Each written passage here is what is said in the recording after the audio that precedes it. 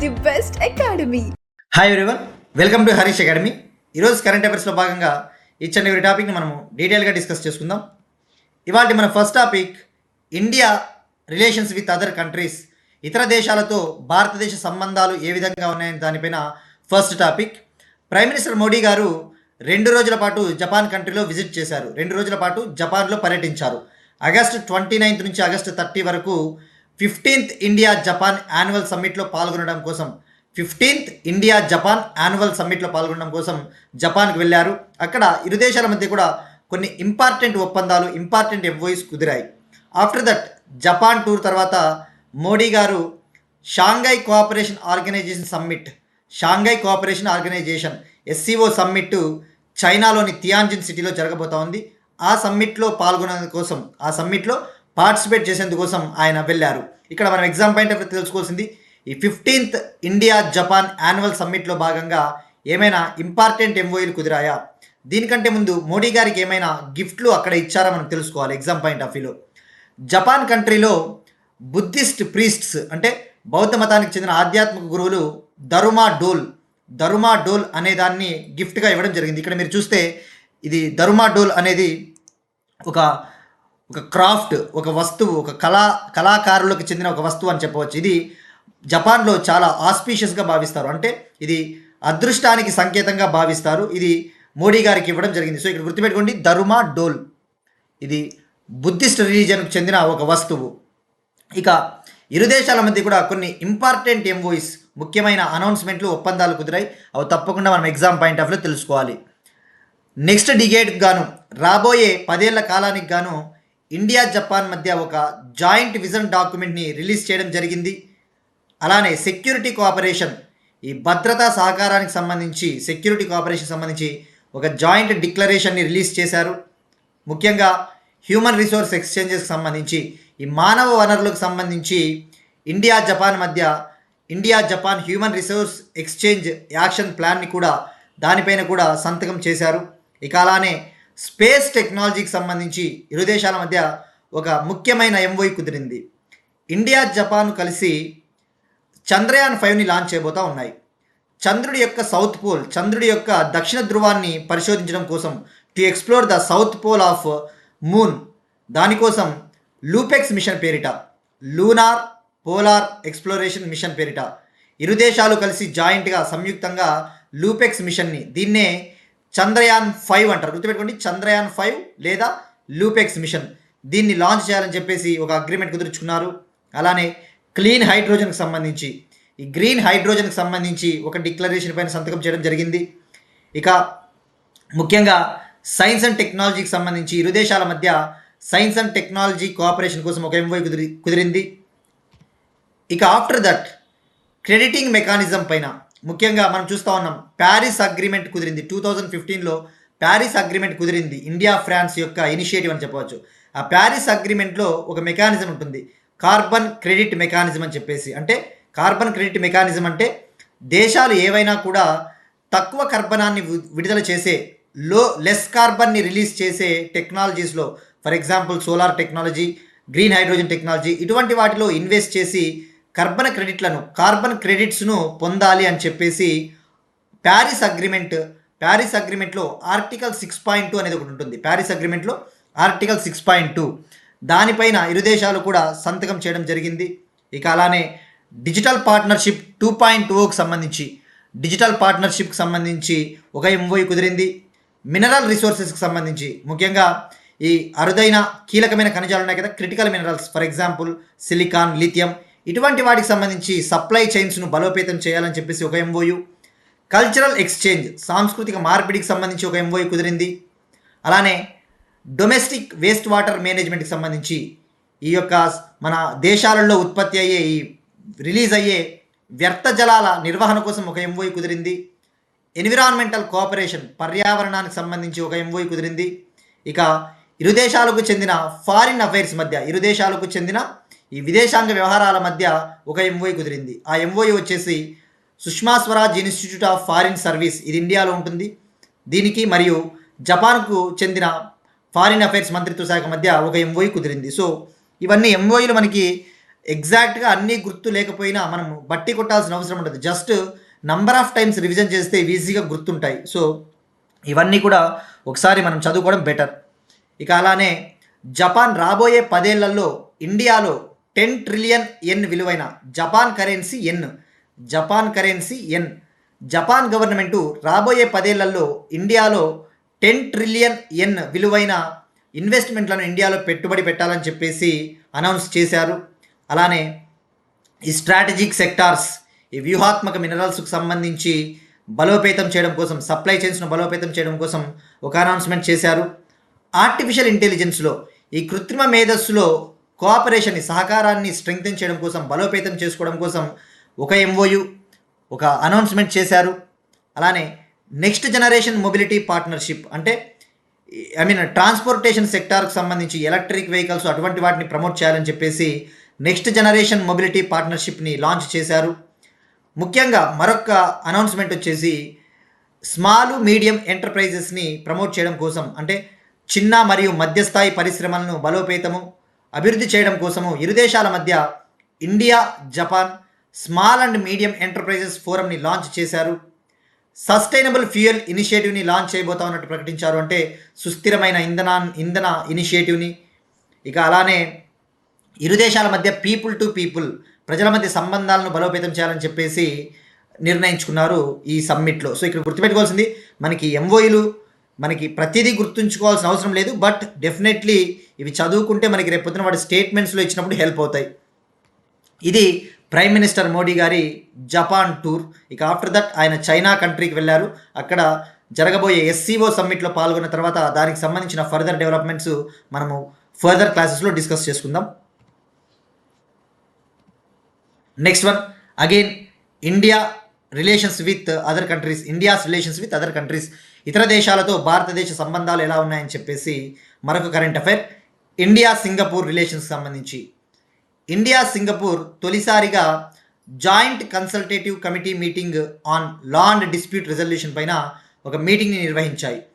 Law and dispute resolution అంటే వివాదాలు వస్తూ ఉంటాయి కదా, జనరల్గా గవర్నమెంట్స్ మధ్య కావచ్చు, లేదంటే ఏవైనా క్రైమ్స్ చేసి వాళ్ళు వేరే దేశాలకు వెళ్ళిపోయినప్పుడు ఆ వివాదాలను పరిష్కరించుకోవడం కోసం డిస్ప్యూట్ రెజల్యూషన్ మనం చూస్తూ ఉంటాం. ఇండియాలో ముఖ్యంగా పేరుకుపోతూ ఉన్న ఈ కేసుల్ని పరిష్కరించడం కోసం నేషనల్ లోక్ అదాలత్లు నిర్వహించబడతా ఉంటాయి. నేషనల్ లోక్ అదాలత్లు ఈ నల్సా ఆధ్వర్యంలో, నేషనల్ లీగల్ సర్వీసెస్ అథారిటీ ఆధ్వర్యంలో లోక్ అదాలత్లు నిర్వహిస్తూ ఉంటారు. ఆ లోక్ అదాలత్ల ముఖ్య ఉద్దేశం, మెయిన్ అబ్జెక్టివ్ ఏంటి? ఆర్బిట్రేషన్ని ఎంకరేజ్ చేయాలి. అంటే ఈ వివాదాలను పరిష్కరించే విషయంలో కోర్టులకు వెళ్ళే అవసరం లేకుండానే మధ్యవర్తిత్వాన్ని మనం ఎంకరేజ్ చేయాలి. ఆర్బిట్రేషన్ అంటారు దీన్ని ఇంగ్లీష్లో. ఆర్బిట్రేషన్ని ఎంకరేజ్ చేయాలి. అలాంటి ఆర్బిట్రేషన్ని ఇరు దేశాల మధ్య కూడా, ఇండియా సింగపూర్ మధ్య ఈ డిస్ప్యూట్ రెజల్యూషన్, వివాదాల పరిష్కారానికి సంబంధించి ఏవైనా వివాదాలు ఉంటే ఈ ఆర్బిట్రేషన్ని ఫాలో అవ్వాలి, ఈ మధ్యవర్తిత్వాన్ని ఫాలో అవ్వాలని చెప్పేసి తొలిసారిగా జాయింట్ కన్సల్టేటివ్ కమిటీ మీటింగ్ సింగపూర్లో జరిగింది. First joint consultative committee meeting సింగపూర్లో జరిగింది. ఇక మన యూనియన్ లా మినిస్టర్ వచ్చేసి అర్జున్ రామ్ మేఘ్వాల్ గారు. ఇక 2025 అనేది ఇండియాకి సింగపూర్కి డిప్లొమాటిక్ రిలేషన్స్ స్టార్ట్ అయ్యి 60 ఇయర్స్ అయ్యాయి. ఇరు దేశాల మధ్య ఈ డిప్లొమాటిక్ రిలేషన్స్ మొదలయ్యి 60 ఏళ్ళు అయ్యింది. ఇక ఇండియా సింగపూర్ అంటేనే గుర్తు రావాల్సింది నావికా దళ విన్యాసం, SIMBEX, Singapore India maritime bilateral exercise. ఇది 32వ ఎక్సర్సైజు ఇటీవల సింగపూర్లో జరిగింది. ఆ విషయం గుర్తుపెట్టుకుంటే సరిపోద్ది. Next one, again international relations, AYUSH, health మినిస్ట్రీకి సంబంధించిన ఒక initiative, BRICS CCI health care summit 2025. BRICS CCI health care summit 2025 ఇది న్యూఢిల్లీలో జరిగింది. ఈ సమ్మిట్కి, ఈ సమావేశానికి, ఈ సదస్సుకి ఆయుర్వేద మంత్రిత్వ శాఖకు చెందిన సహాయ మంత్రి ప్రతాప్రావ్ జాదవ్ గారు అధ్యక్షత వహించారు. మినిస్ట్రీ ఆఫ్ ఆయుష్కి సహాయ మంత్రి ప్రతాప్రావ్ జాదవ్ గారు అధ్యక్షత వహించారు. ఇక్కడ ఈ సమ్మిట్లో ఈయన మాట్లాడుతూ ఆయుర్వేదాన్ని, యోగాన్ని బ్రిక్స్ దేశాలలో ప్రమోట్ చేయాలి, ఈ బ్రిక్స్ దేశాలలో కూడా ఎక్స్పాండ్ చేయాలి, విస్తరించాలి. ప్రివెంటివ్ హెల్త్ కేర్లో భాగంగా మనం ఇప్పుడు చూస్తూ ఉన్నాం, జనరల్గా ఏదైనా డిసీజ్ రాకుండా ఉండాలంటే ముందుగానే ప్రివెంటివ్ హెల్త్ కేర్ తీసుకోవాలి, అంటే నివారణ. నివారణ అనేది చాలా ముఖ్యం. దీనికోసం ఆయుర్వేద, యోగా ఇటువంటి ప్రాక్టీసెస్ మనం చెయ్యాలి అని చెప్పేసి బ్రిక్స్ దేశాలకు సంబంధించిన ఒక హెల్త్ కేర్ సమ్మిట్ న్యూఢిల్లీలో జరిగింది.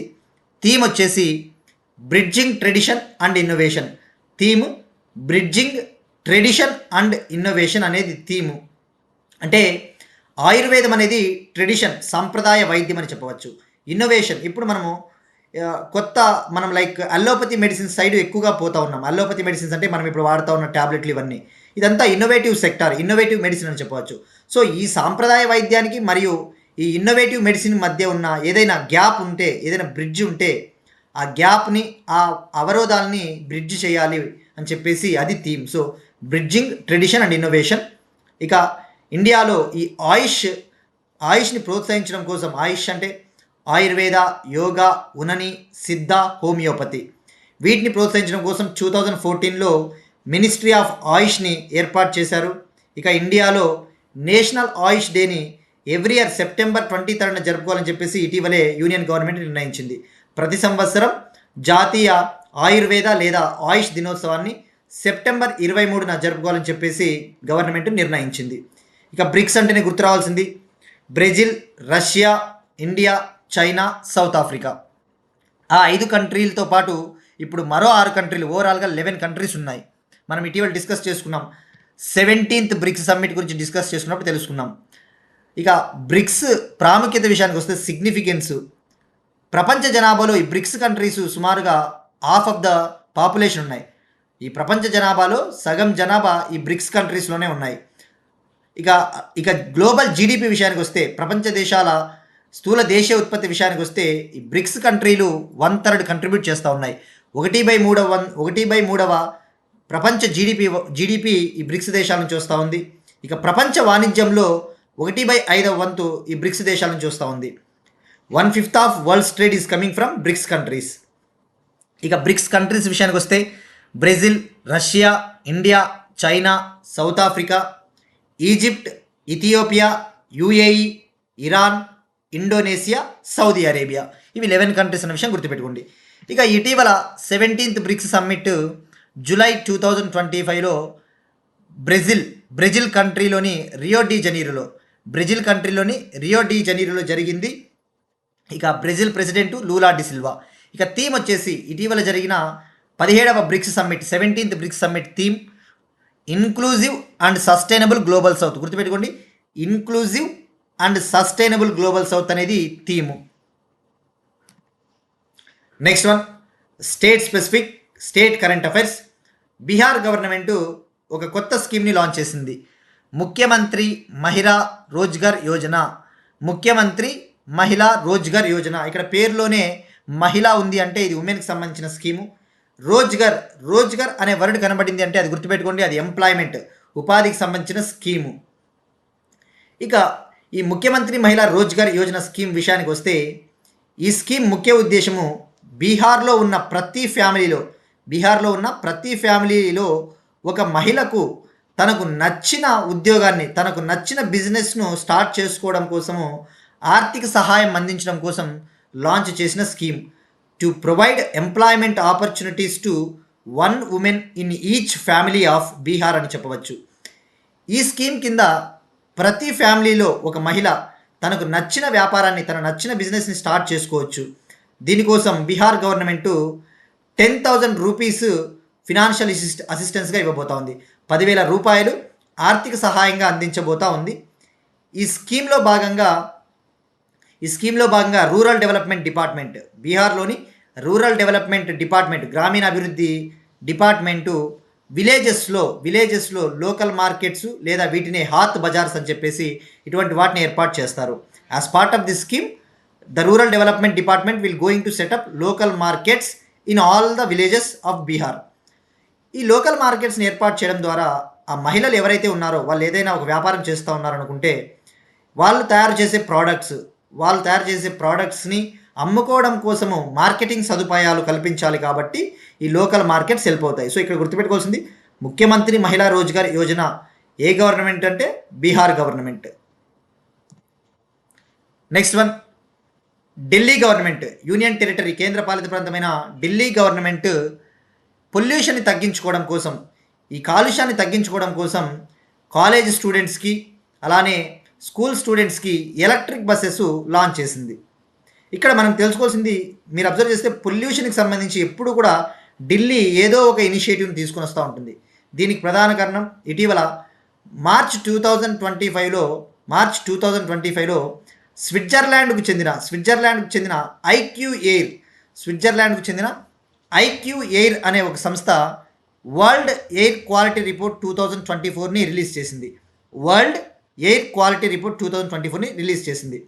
ఆ రిపోర్ట్ ఏమని చెప్తుంది, వరల్డ్ వైడ్ ప్రస్తుతం ప్రపంచంలో కాలుష్యం పరంగా భారతదేశం 5th ప్లేస్లో ఉంది. In terms of pollution India is at 5th place in the world. ఇక ఢిల్లీ విషయానికి వస్తే world's most polluted capital city in the world according to that report. ఆ రిపోర్ట్ ప్రకారము ప్రపంచంలోనే అత్యంత కాలుష్యమైన రాజధాని నగరము ఢిల్లీ. ఇక ఆ రిపోర్ట్ ప్రకారము ప్రపంచంలోనే అత్యంత కాలుష్యమైన నగరం వచ్చేసి బిర్నిహట్ అనే నగరము, ఇది ఇండియాలో ఉంది. According to that report the world's most polluted city is Byrnihat. ఇది అస్సాం మేఘాలయ బార్డర్ మధ్యలో ఉండే ఒక సిటీ, గుర్తుపెట్టుకోండి, అస్సాం మేఘాలయ బార్డర్ మధ్యలో ఉండే ఒక సిటీ బిర్నిహట్. ఢిల్లీ వచ్చేసి ప్రపంచంలోనే అత్యంత కాలుష్యమైన రాజధాని, ఆ విషయం గుర్తుపెట్టుకోండి.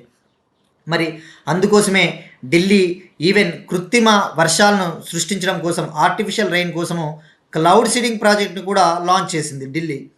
ఇప్పుడు ఆఫ్టర్ 2020 కరోనా తర్వాత తొలిసారిగా యూ స్పెషల్ బస్సెస్ని లాంచ్ చేసింది కాలేజ్ స్టూడెంట్స్ కోసం. యూ అంటే ఇక్కడ university special buses, you special buses అంటే యూనివర్సిటీ స్పెషల్ బస్సెస్ ఢిల్లీ కాలేజెస్లో చదువుతా ఉన్న స్టూడెంట్స్ కోసం. ఈ స్కీమ్ యాక్చువల్లీ 1971 నుంచి ఉంది. ఇది చాలా పాపులర్. బట్ 2020లో కోవిడ్ టైంలో ఇది సస్పెండ్ చేశారు.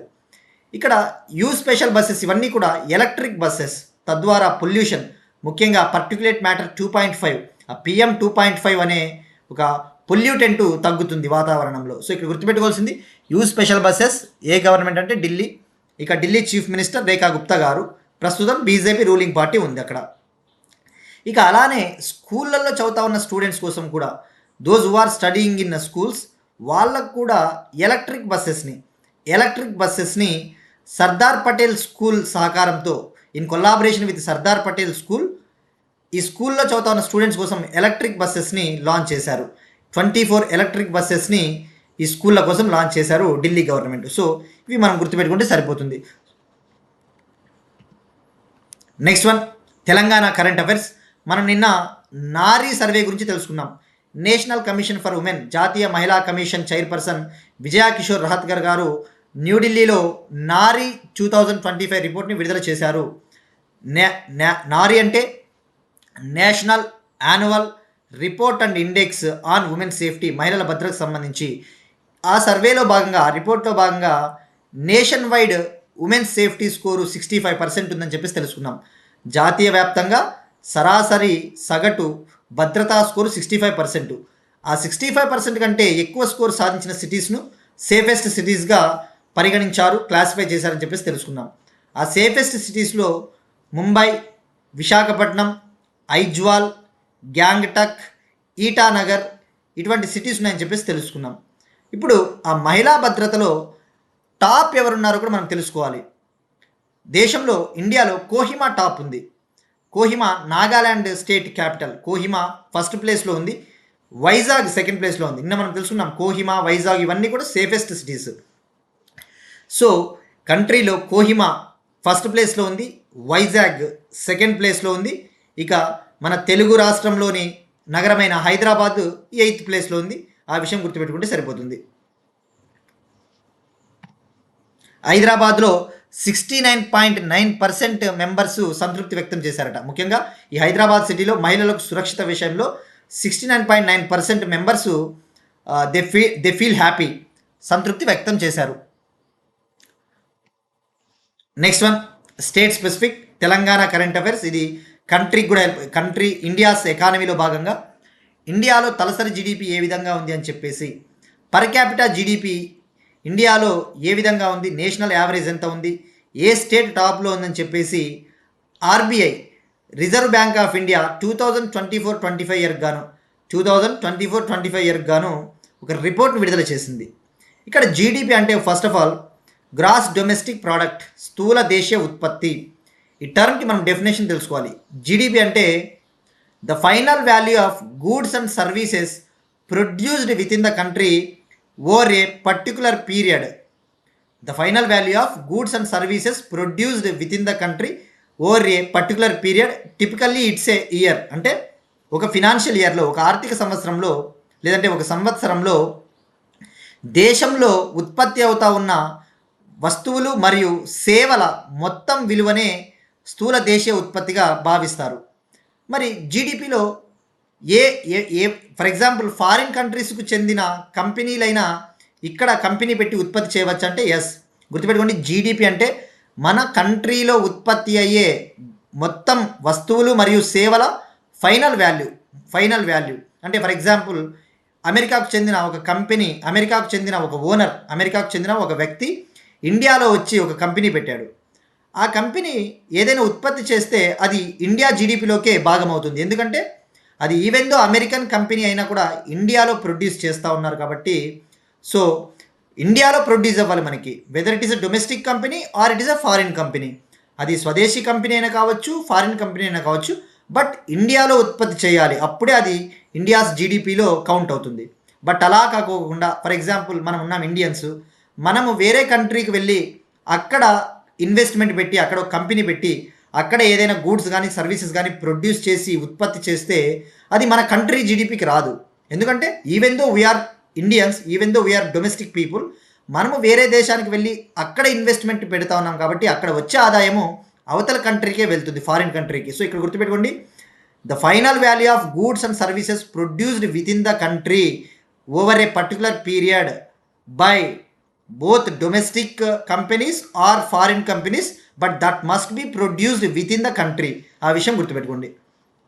ఇక ఈ తలసరి జీడిపి విషయానికి వస్తే, అంటే లైక్ పర్ క్యాపిటల్ జీడిపి ఎంత ఉంది. జీడిపి అంటే మనకి అది పర్ఫెక్ట్ ఎకనామిక్ ఇండికేటర్ అని చెప్పవచ్చు. అయితే తలసరి జీడిపి ఇంకా పర్ఫెక్ట్ ఇండికేటర్. అంటే ఒక వ్యక్తి దగ్గర సరాసరి ఎంత ఎకనామిక్ అవుట్పుట్ ఉత్పత్తి అవుతా ఉంది, ఒక సగటున ఒక వ్యక్తికి ఎంత ఎకనామిక్ అవుట్పుట్ ఉత్పత్తి అవుతా ఉందని చెప్పేదే తలసరి జీడిపి. ఈ పర్ క్యాపిటల్ జీడిపి విషయంలో ఇండియాలో టాప్ ప్లేస్లో కర్ణాటక ఉంది. గుర్తుపెట్టుకోండి, టాప్ ప్లేస్లో కర్ణాటక 3,80,906 రూపీస్తో 3,80,906 రూపీస్తో కర్ణాటక ఫస్ట్ ప్లేస్లో ఉంది. సెకండ్ ప్లేస్లో తెలంగాణ ఉంది. తెలంగాణ 3,79,751 రూపీస్ 3,79,751 రూపీస్తో సెకండ్ ప్లేస్లో ఉంది. అంటే తలసరి జీడిపి ఎంత ఉంది, ఒక్కొక్కరికి 3,79,751 రూపాయలు ఉంది ఒక్కొక్కరికి. ఇక ఏపీ విషయానికి వస్తే 2,66,240 రూపీస్ ఉంది తలసరి జీడిపి. ఇక జాతీయ తలసరి జీడిపి విషయానికి వస్తే, అంటే నేషనల్ పర్ క్యాపిటల్ జీడిపి సరాసరి యావరేజ్ 2,05,324 రూపీస్ మాత్రమే. 2,05,324 రూపీస్ మాత్రమే. ఇది మనకి పర్ క్యాపిటల్ జీడిపికి సంబంధించిన ఇన్ఫర్మేషన్. ఇక ఆర్బీఐ గవర్నర్ వచ్చేసి సంజయ్ మల్హోత్రా గారు. ఇప్పుడు ఒక క్వశ్చన్ చూద్దాం. ఇది పిఎం స్వానిధి స్కీమ్ సంబంధించి. ఇటీవల పిఎం స్వానిధి స్కీమ్కి సంబంధించి యూనియన్ క్యాబినెట్ ఒక డెసిషన్ తీసుకునింది. ఈ స్కీమ్ కింద ఇచ్చే లోన్స్ ఏవైతే ఉంటాయో అప్పులు, ఆ అప్పులు ఇచ్చే పీరియడ్ని, ఆ లెండింగ్ పీరియడ్ని ఎక్స్టెండ్ చేశారు 2030 వరకు. సో ఇప్పుడు ఆ పిఎం స్వానిధి స్కీమ్ అంటే ఏంటి, ఈ పిఎం స్వానిధి స్కీమ్ దేనికి సంబంధించిన స్కీము, దీని ముఖ్య ఉద్దేశం, what is the main purpose of PM SVANidhi scheme, దీన్ని ఎప్పుడు ఏ మంత్రిత్వ శాఖ లాంచ్ చేశారు, in which year which ministry launched the scheme. ఇది మనకి గవర్నమెంట్ స్కీమ్స్లో హెల్ప్ అవుతాయి. సో ఈ క్వశ్చన్కి ట్రై చేయండి. ఇక మనం నిన్న అడిగిన క్వశ్చన్, పర్సన్ ఒక పిక్చర్ ఆధారంగా వీర్ విఠల్భాయ్ పటేల్. వీర్ విఠల్భాయ్ పటేల్ అంటే ఎవరు? India's first elected legislative speaker. భారతదేశంలో ఎన్నికైన మొట్టమొదటి legislative assembly speaker Veer Vithalbhai Patel గారు. 1925లో ఆయన ఎన్నికయ్యారు. ఇటీవల ఆయన స్మారకార్థము ఆల్ ఇండియా స్పీకర్స్ కాన్ఫరెన్స్ జరిగింది న్యూఢిల్లీలో. ఆల్ ఇండియా స్పీకర్స్ కాన్ఫరెన్స్ జరిగింది. ఆ కాన్ఫరెన్స్ని union home minister Amit Shah గారు లాంచ్ చేశారని చెప్పేసి కూడా తెలుసుకున్నాం. నెక్స్ట్ వన్, ఎకానమీకి సంబంధించిన కరెంట్ అఫైర్స్. ఐఎంఎఫ్ ఎగ్జిక్యూటివ్ డైరెక్టర్గా ఉర్జిత్ పటేల్ గారిని అపాయింట్ చేసిన government appointed Urjit Patel as international monetary fund executive director. ఇక్కడ ఐఎంఎఫ్ అంటే అంతర్జాతీయ ద్రవ్యనిధి సంస్థ. మనకి వరల్డ్ బ్యాంకు, ఐఎంఎఫ్ అనేవి రెండు కూడా బ్రెటన్ వుడ్స్ ఇన్స్టిట్యూషన్స్. అంటే ఇవి రెండు కూడా కవలలు లాంటివి. ఇవి ప్రపంచవ్యాప్తంగా ఉన్న కంట్రీస్ యొక్క డెవలప్మెంట్ కోసము లోన్స్ ఇస్తూ ఉంటాయి. ముఖ్యంగా ఐఎంఎఫ్ ఏవైనా కంట్రీసు ఫినాన్షియల్ క్రైసిస్లో ఉంటే, ముఖ్యంగా ఆర్థికంగా బాగా ఇబ్బందుల్లో ఉంటే బెయిల్అవుట్ ప్యాకేజ్ అని చెప్పేసి ఐఎంఎఫ్ ఇస్తూ ఉంటుంది. ఇటీవల ఐఎంఎఫ్ బెయిల్అవుట్ ప్యాకేజీ కింద పాకిస్తాన్కి మనీ కూడా లోన్ ఇస్తే మనం దాన్ని తీవ్రంగా ఆక్షేపించాం. We objected to that decision. ఎందుకంటే ఆ మనీని పాకిస్తాన్ మిస్యూజ్ చేస్తూ ఉందని చెప్పేసి. సో ఇక్కడ ఐఎంఎఫ్ ఇంటర్నేషనల్ మానిటరీ ఫండ్, ఇందులో ఎగ్జిక్యూటివ్ డైరెక్టర్స్ 25 మెంబర్స్ ఉంటారు. బోర్డు ఉంటుంది. ఆ ఎగ్జిక్యూటివ్ బోర్డులో 25 డైరెక్టర్స్ ఉంటారు. ఆ 25 డైరెక్టర్స్ని ఆ ఐఎంఎఫ్ మెంబర్ కంట్రీసు అపాయింట్ చేయవచ్చు. ఇక ప్రస్తుతం మొన్నటి వరకు ఐఎంఎఫ్లో ఎగ్జిక్యూటివ్ డైరెక్టర్గా ఇండియా తరఫున కేవి సుబ్రహ్మణ్యన్ గారు ఉండేవాళ్ళు. ఆయన పదవీ కాలం ఇంకో 6 మంత్స్ ఉండగానే ఆయన పదవీ కాలాన్ని ఇండియన్ గవర్నమెంట్ టర్మినేట్ చేసింది, అంటే తొలగించింది ఆయన్ని. ఇప్పుడు ఉర్జిత్ పటేల్ గారు ఫార్మర్ ఆర్బీఐ గవర్నర్, మాజీ గవర్నర్ ఆఫ్ ఆర్బీఐ మాజీ గవర్నర్ను నియమించడం జరిగింది ఎగ్జిక్యూటివ్ డైరెక్టర్గా. ఈయన 3 ఏళ్ల పాటు ఈ పదవిలో ఉండబోతూ ఉన్నారు. So he is going to stay in this position for a period of 3 years. Next one, science and టెక్నాలజీకి సంబంధించిన కరెంట్ అఫైర్స్. బయోకేర్ ప్రోగ్రామ్ ఇండియాలో ఈ ఫీమేల్ సైంటిస్ట్ని, ముఖ్యంగా డాక్టరేట్స్, పిహెచ్డీలు అటువంటివి పెద్ద పెద్ద డిగ్రీలు చేసిన ఫీమేల్ సైంటిస్టుల కెరీర్ని డెవలప్ చేయడం కోసం, ముఖ్యంగా ఇంత చదువులు చదివి కూడా వాళ్ళు అన్ఎంప్లాయిడ్గా ఉంటారు, ఉద్యోగాలు లేకుండా ఉన్న ఈ మహిళా శాస్త్రవేత్తల కెరీర్ని అభివృద్ధి చేయడం కోసము department of biotechnology, science and technology మంత్రిత్వ శాఖ కింద ఉండే డిపార్ట్మెంట్ ఆఫ్ బయోటెక్నాలజీ 2011లో బయోకేర్ ప్రోగ్రామ్ని లాంచ్ చేసింది. ఈ బయోకేర్ ప్రోగ్రామ్ ముఖ్య ఉద్దేశము, the main objective of Biocare programme ఏంటంటే, ఎవరైతే ఈ డాక్టరేట్స్, పిహెచ్డీలు అటువంటి చదివిన ఉమెన్ సైంటిస్టులు ఉంటారో వాళ్ళని అకాడమిక్ ఇయర్కు గాను, ఒక్కొక్క అకాడమిక్ ఇయర్కి గాను కొంతమందిని సెలెక్ట్ చేస్తారు. వాళ్ళకి 3 ఏళ్ల కాలానికి గాను 60 లక్షల ఫినాన్షియల్ గ్రాంట్ ఇవ్వడం జరుగుతుంది. For a period of 3 years the government will provide 60 lakh as a financial grant. అంటే వాళ్ళ రీసెర్చ్ కోసము 3 ఏళ్ల కాలానికి గాను 60 లక్షల గ్రాంట్ ఇవ్వడం జరుగుతుంది. ఈ 60 లక్షల గ్రాంట్లో నెలకు 75,000 చొప్పున శాలరీ కూడా ఇంక్లూడ్ అయి ఉంటుంది. నెలకు 75,000 చొప్పున శాలరీ ఈ మహిళా శాస్త్రవేత్తలకు ఇస్తారు. ఇది కూడా ఈ 60 లక్షల ఆర్థిక సహాయంలోనే ఇంక్లూడ్ అయి ఉంటుంది, అంటే దీంట్లోనే భాగమని చెప్పవచ్చు. So what the government will offer is, for a period of 3 years the government will provide 60 lakh grant. In that 75,000 per month as a salary is also included. ఇక్కడ ఒక దురదృష్టకరమైన ఈవెంట్ ఏంటంటే, ఈ అకాడమిక్ ఇయర్ గాను ఈ సంవత్సరము 75 women రీసెర్చర్స్ని select చేశారు. But none of them received any fund under this scheme. ఏ ఒక్కరికి కూడా ఈ బయోకేర్ ప్రోగ్రామ్ కింద ఇప్పటి వరకు ఫండ్ రిలీజ్ చేయలేదు, లేదంటే శాలరీ కూడా ఇవ్వలేదు. సో ఇక్కడ గుర్తుపెట్టుకోవాల్సింది, బయోకేర్ ప్రోగ్రాము ఏ మినిస్ట్రీ అంటే సైన్స్ అండ్ టెక్నాలజీ మంత్రిత్వ శాఖకు చెందిన డిపార్ట్మెంట్ ఆఫ్ బయోటెక్నాలజీ 2011 నుంచి ఇంప్లిమెంట్లో ఉంది. ఈ సంవత్సరం 75 మంది మహిళా శాస్త్రవేత్తలని సెలెక్ట్ చేశారు. నెక్స్ట్ వన్, హెల్త్కి సంబంధించి, ఆరోగ్య రంగానికి సంబంధించిన ఒక current affair. Online BP treatment efficacy calculator. BP, hyper tension, high BP అనేది ఇప్పుడు వరల్డ్ వైడ్, ప్రపంచవ్యాప్తంగా most of the people face చేస్తూ ఉన్న ఒక ఇంపార్టెంట్ హెల్త్ ఇష్యూ అని చెప్పవచ్చు. ప్రపంచవ్యాప్తంగా చాలామంది ఎదుర్కొంటూ ఉన్న అత్యంత తీవ్రమైన ఆరోగ్య సమస్య తీవ్రమైన ఆరోగ్య సమస్య BP, high blood pressure, hyper tension. ఈ ఈ హైపర్ టెన్షన్ కారణంగా ఎవ్రీ ఇయర్ సుమారుగా 10 మిలియన్ మంది చనిపోతూ ఉన్నారట. 10 మిలియన్ పీపుల్ ఎవ్రీ ఇయర్ చనిపోతూ ఉన్నారు. 10 మిలియన్ పీపుల్.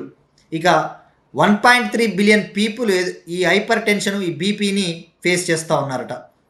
సో ఇప్పుడు హై బీపీకి గుర్తించి హై బీపీకి తగ్గ ట్రీట్మెంటు సకాలంలో ఇవ్వడం కోసం ఆన్లైన్ ఆధారిత టూల్ని డెవలప్ చేశారు ఇండియా, ఆస్ట్రేలియా, అమెరికా, యూకేకి చెందిన researchers. India, Australia, America, UK researchers developed online BP treatment efficacy calculator.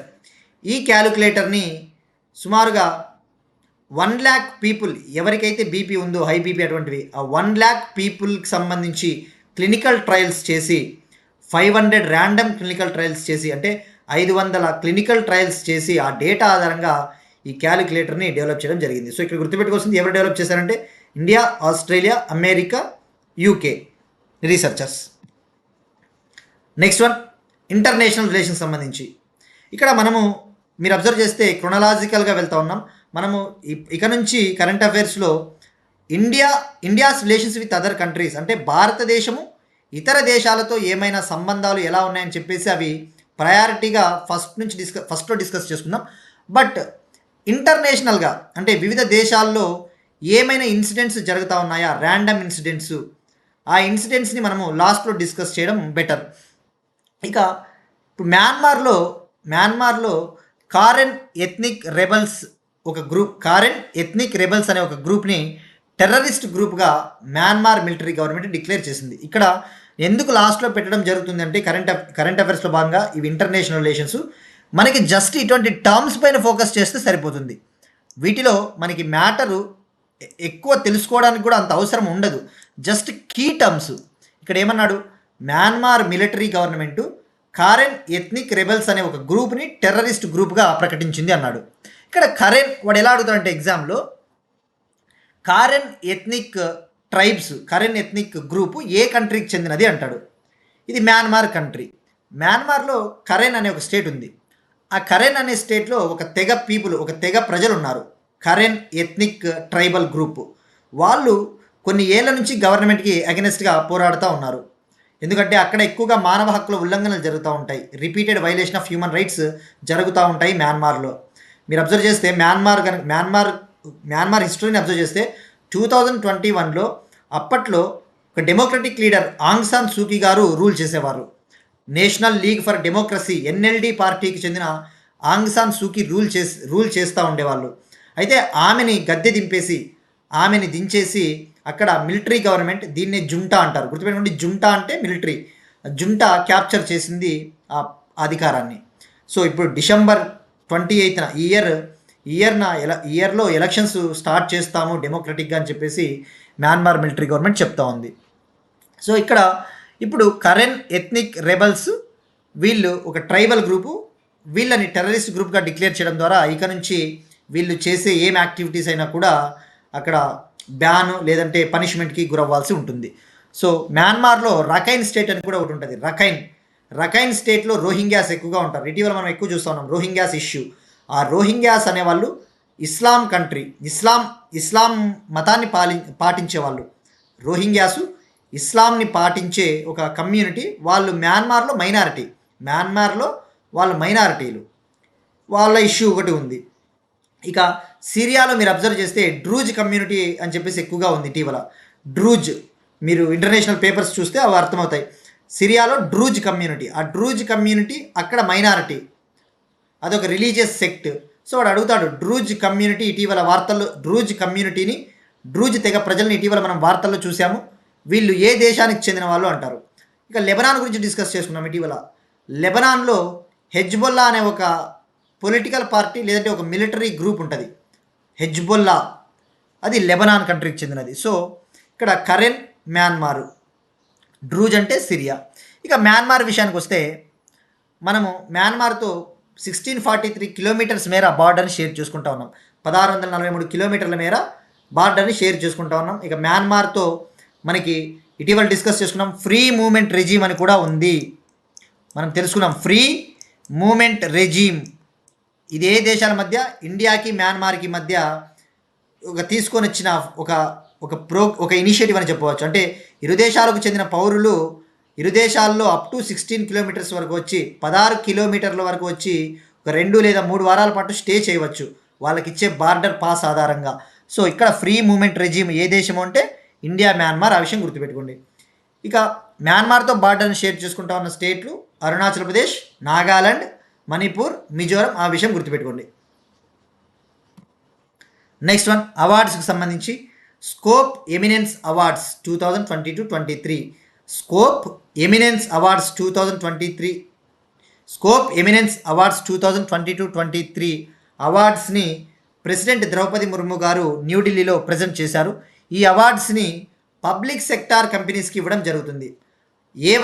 ఏ ప్రభుత్వ రంగ సంస్థలు అయితే భారతదేశ వృద్ధిలో పాలు పంచుకుంటా ఉన్నాయో those public sector undertakings which are key to the India's development.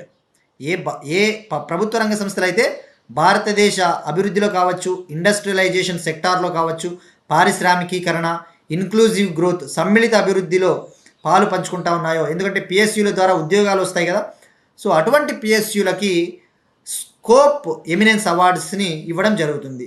ఇక్కడ స్కోప్ అంటే standing conference of public enterprises. ఈ స్కోప్ అవార్డ్స్ని 2022-23 గాను న్యూఢిల్లీలో ప్రజెంట్ చేయడం జరిగింది. నెక్స్ట్ వన్ అపాయింట్మెంట్స్, నియామకాలు. దినేష్ కే పట్నాయక్ గారిని ఇండియన్ హై కమిషనర్ టు కెనడాగా గవర్నమెంట్ నియమించింది. కెనడాలో ఇండియన్ హై కమిషన్ ఉంటుంది, భారత విదేశాంగ ఎంబసీ. ఆ ఎంబసీకి ఇండియన్ హై కమిషనర్గా దినేష్ కే పట్నాయక్ గారిని ఇండియన్ గవర్నమెంట్ నియమించింది. ఈయన IFS officer, Indian foreign service officer. So direct fact oriented. Who recently appointed as Indian high commissioner to Canada అంటే దినేష్ కే పట్నాయక్ గారు. ఇక కెనడా క్యాపిటల్ ఒట్టావా. ఇక కెనడా కూడా ఇటీవల క్రిస్టోఫర్ కూటర్ అనే ఒక పర్సన్ని Canada high commissioner to New Delhi. Canada ప్రభుత్వము తన హై కమిషనర్గా ఇండియాలో క్రిస్టోఫర్ కూటర్ గారిని నియమించింది.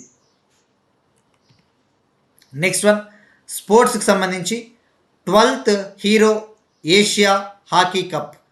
12th Hero Asia men's hockey cup గుర్తుపెట్టుకోండి.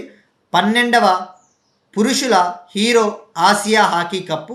ఇది 29th ఆగస్ట్ నిన్న బీహార్లోని రాజ్గిర్లో స్టార్ట్ అయింది. 29th ఆగస్ట్ బీహార్లోని రాజ్గిర్లో స్టార్ట్ అయింది.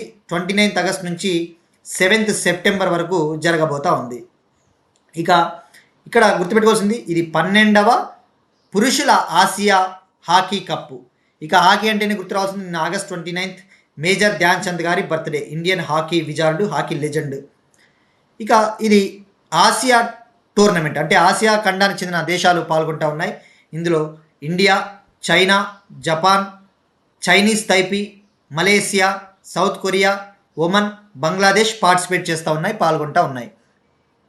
ఇక ఈ టోర్నమెంట్లో విన్ అయ్యే టీము డైరెక్ట్గా 2026లో బెల్జియము మరియు నెదర్లాండ్స్లో జరగబోయే హాకీ వరల్డ్ కప్కి క్వాలిఫై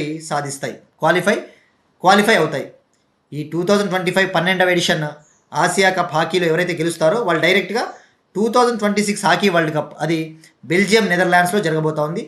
ఆ వరల్డ్ కప్కి డైరెక్ట్గా క్వాలిఫై అవుతారు. ఆ విషయం గుర్తుపెట్టుకోండి. ఇక మస్కట్ విషయానికి వస్తే ఇటీవలే బీహార్ చీఫ్ మినిస్టర్ నితీష్ కుమార్ గారు చాంద్ అనే ఒక మస్కట్ని లాంచ్ చేశారు. గుర్తుపెట్టుకోండి, ఇక్కడ ఈ కనబడతా ఉంది మస్కట్ పేరు చాలా ఇంపార్టెంట్. చాంద్ ఇక్కడ మీరు పైన అబ్జర్వ్ చేస్తే తల టైగర్ ఉంది, అంటే ఇది మన నేషనల్ యానిమల్ టైగర్ నుంచి ఇన్స్పైర్ అయింది. చేతిలో హాకీ స్టిక్ పట్టుకొని ఉంది, అంటే ధ్యాన్ చంద్ గారి స్ఫూర్తితో అని చెప్పవచ్చు. సో ఈ మస్కట్ పేరు చాంద్. ఇవి ఇవాల్టి కరెంట్ అఫైర్స్. మనం ఒకసారి క్విక్గా రీక్యాప్ చూద్దాం.